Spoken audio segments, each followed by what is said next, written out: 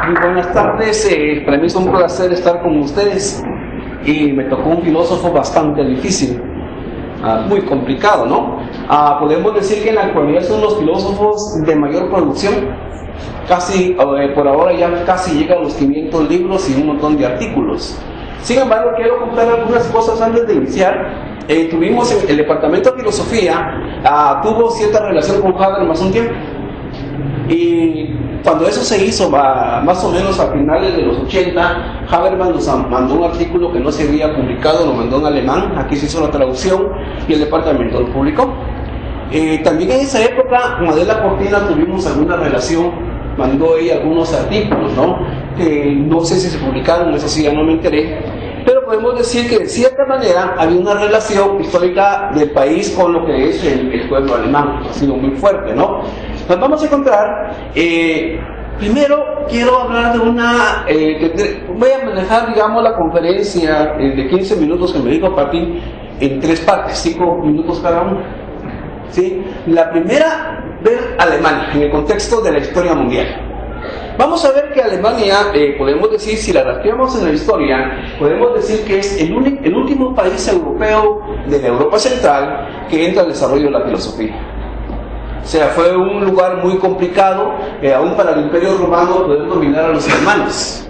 Sin embargo, fue un proceso bastante complicado para los mismos romanos, hasta que al final logran la invasión de los romanos de lo que hoy llamamos Alemania, ¿no? Y entonces es bien interesante cómo Alemania quedó ahí mucho tiempo, hasta que surge el primer pensador importante, que fue Eckhart. Eckhart, podemos decir que es el primer filósofo teólogo que ya tiene una importancia fuera de Alemania, y fue muy leído prácticamente en toda Europa. Sin embargo, hay que ver las tradiciones que hay de fondo en lo que van a formar el pensamiento alemán.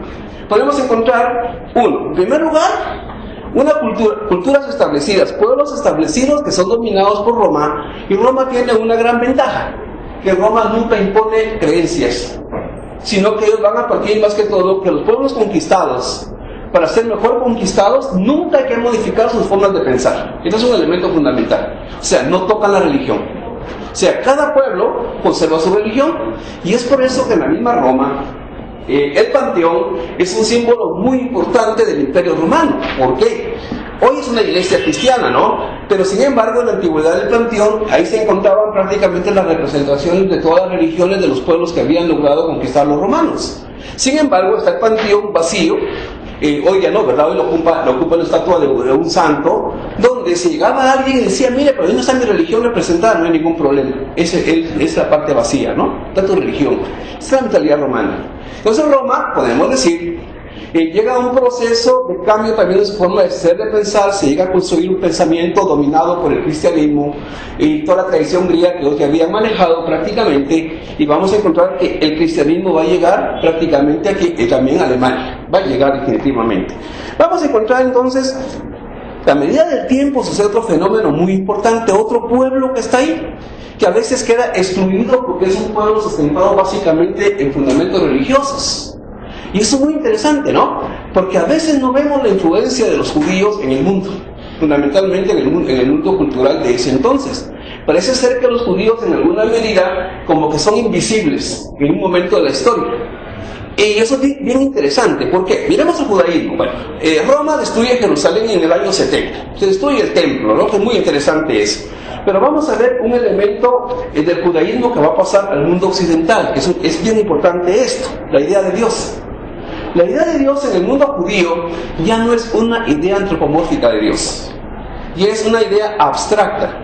Es un Dios que ya no tiene cualidades, porque si Dios tiene cualidades dejaría de ser Dios. Entonces hay una gran diferencia con el pensamiento griego, que los dioses son prácticamente humanos. El ser humano es un ser determinado, es un ser con límites, es un ser con pasiones, y eso lo encontramos también en el panteón griego. Solo que digamos en el pensamiento judío, el más profundo, no el del pueblo, vamos a encontrar una divinidad prácticamente abstracta. Y esa idea es fundamental, entenderla, ¿no? Entonces, ¿qué va a acontecer ahí?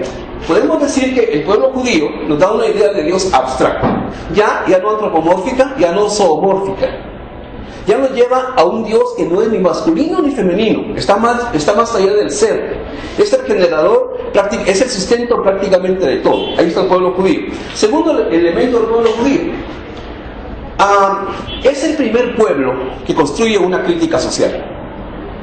O sea, no lo inventó Marx. Marx es parte del pueblo judío también. Entonces, ese elemento es fundamental. Vamos a encontrar en el mundo judío, vamos a encontrar que hay situaciones históricas bien complicadas. Fundamentalmente las invasiones que hacen a todo el territorio de lo que hoy es Israel, que es muy interesante, el desplazamiento del pueblo judío por Roma, cuando el judaísmo pierde su territorio, pero hay elementos, podemos decir, del siglo III antes de Cristo, que van a ser muy, muy importantes. Miremos el primer elemento. Decíamos, hay un Dios. Pero el elemento fundamental es que es un Dios que da una ley. Y se supone que esa ley tiene un fin, que los seres humanos puedan convivir en comunidad. Ese es el fin de la ley. Una ley dada por Dios. Entonces, ¿qué ha sucedido? El hombre por sus pasiones rompe la norma y comienza, podríamos decir, un mundo de injusticia. O sea, la injusticia no es voluntad de Dios. La injusticia es la voluntad del hombre, es el producto de la misma libertad del hombre. El hombre es creado un ser libre y el hombre decide dañar o no dañar. Dios en ningún momento tiene la cualidad de ser bueno o ser malo, ni crea el mal tampoco, sino que crea una persona, un hombre y una mujer que se le da una ley. Y el hombre, por su libertad, decide la cumple o no la cumple. Y cuando no la cumple, entra prácticamente a crear elementos de injusticia. Entonces encontramos todos los profetas judíos. Los profetas judíos no me están adivinando lo que va a acontecer. El profeta judío tiene una característica muy importante.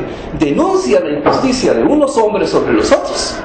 Y está hablando de las consecuencias que puede tener eso para la misma comunidad humana. Ese es un elemento fundamental. Pero eso está hablando de esa mujer viuda que viene un fulano y se aprovecha de ella explotándola.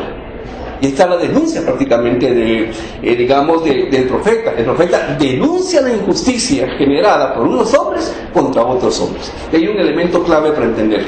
Entonces, podríamos decir, ese mundo judío genera una tradición. Y es una tradición que la podemos encontrar en toda la historia de los pensadores judíos. No importa que en alguna medida renuncien a la religión, pero como raza se sienten identificados todavía a un pueblo, aunque lleguen a un ateísmo como el caso de Marx. Esa es una cosa bien importante, ¿no? Entonces vamos a ver que hay toda una tradición. Y hay una tradición, dos elementos. Una tradición en un Dios abstracto, ya no antropomórfico, y en una ley que fue dada por Dios para que los hombres vivan en armonía, y la libertad que tiene el hombre para cumplirla o no cumplirla. Cuando no la cumple, decíamos que la injusticia. Entonces, el profeta se va a convertir en el primer crítico de los actos injustos del hombre. Este es el primer elemento. El elemento es, el ser humano no es un ser que está determinado por la divinidad. El ser humano es creado con una condición que llamamos ser libre, y en su libertad decide beneficiar a los otros o dañar a los otros. Ahí está la tradición judía prácticamente. Israel entonces queda sin territorio y se convierte en un país nómada hasta la Segunda Guerra Mundial. ¿Sí? Desde el final de la Segunda Guerra Mundial. Pero ¿qué pasa en Alemania entonces? En Alemania, en toda Europa, no necesariamente Alemania, vamos a encontrar una cosa muy importante. Están los europeos, pero a la par están los europeos judíos. O sea, están en Europa, pero no se sienten parte de Europa. ¿Por qué? Porque ellos tienen una tradición muy propia. Están en Europa, se sienten europeos, pero a la vez se sienten extranjeros en la misma Europa. Es un elemento bien importante para entender el mundo judío. O sea, soy pero no soy. Y ese problema no surge tampoco en Europa, sino que surge prácticamente en Roma, ya en la Roma clásica. Es un problema que siempre se generó en Roma. ¿Por qué? Porque los judíos habían llegado a un trato con los emperadores romanos de que se les respetara ciertas condiciones a cambio de colaborar con el gobierno romano. Es una cosa bien importante, ¿no? Entenderla. Entonces, aún en Roma, aunque estaban en Roma, se sentían diferentes del imperio, aunque estaban dominadas por el imperio romano. Y este elemento es fundamental entenderlo. ¿Por qué? Porque más adelante, bajo esta tradición de un pueblo, no de una religión, va a surgir uno de los pensadores importantes, Karl Marx. Hoy por curiosidad estaba viendo en internet la vida de Karl Marx y parece que Marx ya nació de 22 años entrando a la Universidad de Bonn y se olvidan de toda la formación de la niñez de Marx. El Marx de una familia de tradición judía donde le van a transmitir los valores judíos. Aunque Marx se aleja de la religión, se hace ateo en el futuro, no deja de pertenecer a una idea de pueblo. Que hay un elemento importante también en Marx para entender también el marxismo. Digamos, podríamos decir que la tendencia prácticamente del judío es esta. El judío tiene como fin, recordemos los elementos básicos de ello, ¿no? Son pueblo elegido por Dios. ¿Para qué? Para iluminar el mundo. No somos un pueblo cualquiera, Dios se lo cree. Esa es su forma de ser. O sea, si estoy en un lugar, tengo que ser el mejor, porque soy la imagen de Dios de un pueblo elegido. Y ese es un elemento fundamental en el mundo judío. Él no es una persona más en el mundo, soy una persona creada para iluminar el mundo. Y ahí podemos entender por qué los judíos encontramos en la filosofía, en la economía, en el arte, en un montón de lugares. Porque hay una mentalidad muy fuerte que ellos maman dentro de la misma cultura. Entonces, ¿qué es lo que sucede? Marx prácticamente va a construir una forma de pensar. ¿Pero qué es lo que hace Marx? No va a inventar el agua azucarada. Marx lo que hace, simplemente seculariza la tradición judía, quitando el elemento divino, y cambia el reino de los cielos por el reino terreno. Es una cosa bien importante en Marx. O sea, podríamos decir, seculariza la tradición judía del profeta. Ahora, sin embargo, es un profeta que anuncia, y digamos, y tiene una característica, y él piensa que está obligado a modificar el mundo, convertirse prácticamente en esta luz. Sin embargo, sucede una cosa. En ese pensamiento alemán que generó Karl Marx, podríamos decir, va a surgir una tendencia que llamaríamos, entre comillas, una tendencia crítica. Es un elemento bien importante, ¿no? O sea, lo que va a hacer es una crítica a la sociedad, pero ¿a partir de dónde? De la economía. Va a tocar la sociología, pero su campo de dominio es la economía. Por eso el Capital, su mismo nombre lo dice, el Das Kapital, está hablando de la economía y cómo se maneja el mercado, y cómo funciona la pluralidad, cómo funciona el trabajo, cómo funciona prácticamente todo el acontecimiento económico de Europa. Eso es lo que está haciendo Marx. Y el primer tomo es el más importante, porque es donde hace todo el análisis, cómo se genera la riqueza. Y Marx entonces, comienza a construir una forma de pensar que comienza prácticamente a darle vuelta a lo que ha acontecido en Europa hasta en ese entonces. Sin embargo, vamos a encontrar características muy importantes. Podríamos decir que el problema de Marx no es tanto Marx, sino que son los marxistas. ¿Por qué los marxistas? Porque los marxistas cometen un error que también Marx ya había cometido, creer que la teoría que había planteado Marx era una verdad ineludible y que ya no había nada que agregarle. La doctrina había que aplicarla tal como había sido establecido.